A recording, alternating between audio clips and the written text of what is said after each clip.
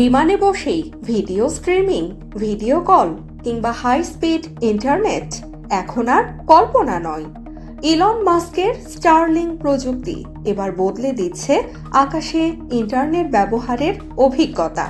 আর বাংলাদেশের যাত্রীদের জন্য সুখবর হলো, ঢাকা থেকে সরাসরি উড়ে যাওয়া 3টি আন্তর্জাতিক এয়ারলাইন ইতিমধ্যে স্টারলিংক চালু করেছে বা চালুর পথে রয়েছে।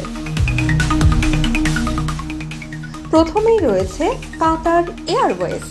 দোহা ভিত্তিক এই এয়ারলাইন ইতিমধ্যেই তাদের বোয়িং 777, এয়ারবাস A350 এবং বোয়িং 787 বহরের বড় অংশে স্টারলিংক চালু করেছে।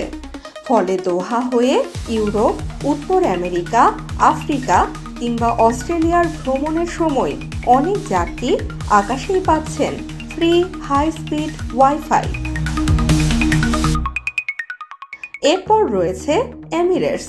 দুবাই ভিত্তিক এই এয়ারলাইন তাদের বোয়িং 777 ও এয়ারবাস A380 বহরে ধাপে ধাপে স্টারলিংক যুক্ত করেছে। 2027 সালের মধ্যে 232টি উড়োজাহাজে এই প্রযুক্তি চালুর লক্ষ্য রয়েছে তাদের। তৃতীয় এয়ারলাইন ফ্লাই দুবাই।